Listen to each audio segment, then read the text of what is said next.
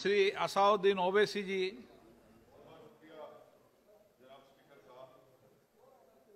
Sir, मैं इस bill की मुखालिफत में खड़ा हूं और इसलिए खड़ा हूं क्योंकि मेरा एक पार्टी का कंसिस्टेंट पोजीशन है कि जब इस हुकूमत ने दफ़ा 370 को अपनी ब्रूट मेजॉरिटी की ताकत की बुनियाद पर अनकॉन्स्टिट्यूशनल तरीके से उसको ख़त्म किया, मैंने उस वक्त कहा था कि एक कॉन्स्टिट्यूशनल ब्रीच है और मेरा ये कंटिन्यूस मौक़िफ़ है। सर, मैं इस बिल की मुखालिफत इसलिए भी करता हूं क्योंकि इसी ऐवान में खड़े होकर वज़ीर दाखिला ने कहा था कि ये हुकूमत जल्द से जल्द रियासत जम्मू कश्मीर के स्टेटहुड को बहाल करेगी। आज आप उस अपने वादे से मुनहरिफ हो रहे हैं क्योंकि जब आप जम्मू कश्मीर केडर को एमगुट में मिला रहे हैं तो इससे आपकी नीयत का साफ इज़हार होता है कि आपने जो उस ऐवान को उस वक्त वादा किया था कि जम्मू कश्मीर की दोबारा रियासत को बहाल किया जाएगा, वो सच्चाई पर मबनी नहीं था, वो सिर्फ महज अल्फाज थे या जुमले थे। तीसरी बात यह है कि सर, एक ऐसी रियासत जहां पर मुसलमान तनासुब में ज्यादा हैं मगर पहले से अफसरशाही में उनका तनासुब बहुत कम था। मैं आपका आदाद शुमार आपके सामने रखता हूं सर। 24 सेक्रेटरी के पोस्ट हैं जिसमें से सिर्फ 5 कश्मीरी मुसलमान हैं। 58 IAS के पोस्ट में सिर्फ 12 मुसलमान हैं, यानी 17.24।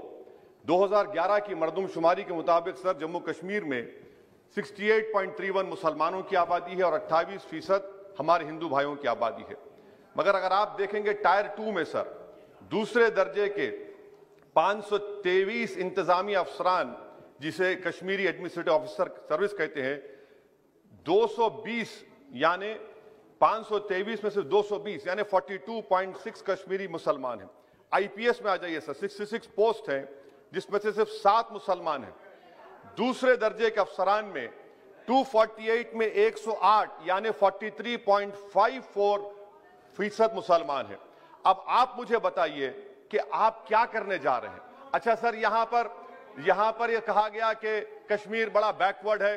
कश्मीर का खित्ता बैकवर्ड नहीं है, ये आपकी गलतफहमी है और आपके जो दिमाग में जो फीड किया गया है वो नफरत की बुनियाद पर। सच्चाई यह है कि इस खित्ते में गुर्बत की सतह से नीचे का तनासुब 10.31 है और पूरे भारत में 21.92 है। मैं सरकार से जानना चाहता हूं कि आखिर आप कश्मीर की रियासत के स्टेटहुड को बहाल करेंगे, नहीं करेंगे। चौथा बात यह कि आपकी गलत फैसले की बुनियाद पर दूसरे ऐवान में एक भी कश्मीरी रुकने पार्लियामान नहीं है। यह हमारे मुल्क की, भारत की तारीख में तीसरी मरतबा ऐसा हुआ है। मेरा चौथा सवाल हुकूमत से यह है कि हम ये कहते हैं, ये आपका मानना सही है कि हमारे मुल्क में बाहर के दीगर ममालिक को मदाखलत करने की कोई जरूरत नहीं है, मगर आप उनको लेकर गए ना। आप तो यूरोपियन पार्लियामेंट के लोगों को लेकर गए। अब तीसरी मरतबा आप यूरोप के सफीरों को 16 फरवरी को खबर है कि आप लेकर जा रहे हैं। आखिर ये FDI नहीं है, क्यों यूरोप के लोग कश्मीर जाएंगे? आप एक ऑल पार्टी मीटिंग लेकर जाइए ना डेलीगेशन को। आप यूरोप के डेलीगेशन को कश्मीर लेकर जा रहे हैं, क्या आप चाह रहे हैं मदाखलत करना? इसको इंटरनेशनलाइज आप कर रहे हैं। मैं वजीर दाखिला से पूछना चाहता हूं सर कि आखिर कितने बच्चे कश्मीर के आगरा की जेल में, बरेली की जेल में, अंबेडकर नगर की जेल में है। मैं आपको एग्जाम्पल दे रहा हूं, खत्म कर रहा हूं स्पीकर साहब, कि बिलाल अहमद एक कुपवारा का बच्चा है, अमर सिंह कॉलेज श्रीनगर का है, 1600 किलोमीटर दूर श्रीनगर से जेल में है। उसके वालिद ने 25,000 रुपये की अपनी गाय को बेचकर गया, हाईकोर्ट में गया, हाईकोर्ट ने फैसला दिया कि उस बच्चे को श्रीनगर ट्रांसफर करो, एग्जाम लिखाओ। आप उसको नहीं मानते।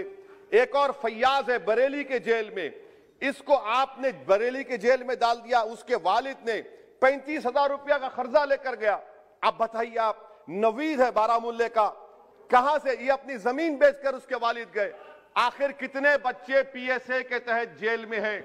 आप उनको कब छोड़ेंगे? और मैं ये बड़ी आखिर में आपसे कह रहा हूं स्पीकर साहब कि यहां पर जितनी नाम निहाद सेकुलर पार्टियों ने हुकूमत के इस इक़दाम की तायीद की, तैयार हो जाइए। ये हुकूमत जो करती है ना, ये दोबारा दोहराएगी और हम तारीख में देखेंगे कि खुदा ना खास्ता चेन्नई को, अहमदाबाद को, बेंगलुरु को, हैदराबाद को यूनियन टेरिटरी बनाएंगे ये लोग। ये कश्मीर में तो एक एग्जाम्पल बना दिए, यहां तक तजुर्बा किया गया। आज ये सब बैठकर थाली मार रहे हैं। जब लखनऊ UT बनेगा, جب بنگلورو یوٹی بنے گا، جب ممبئی یوٹی بنے گا، اس وقت ہائے ہائے کریں گے۔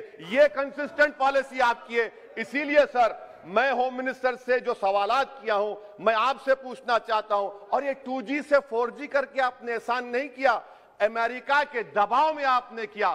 بریڈ شرمن سے بھارت کے سفیر نے ملا، امریکہ نے سٹیٹمنٹ دیا، اور آپ نے 2 دن میں 4G کو بحال کر دیا۔ آپ اس مسئلے کو انٹرنیشنلائز کر رہے ہیں، یہ غلط ہے، اور اس سے کشمیری عوام کا ڈس ایمپاورمنٹ ہوگا، ایلینیشن بڑھے گا۔ شکریہ سر۔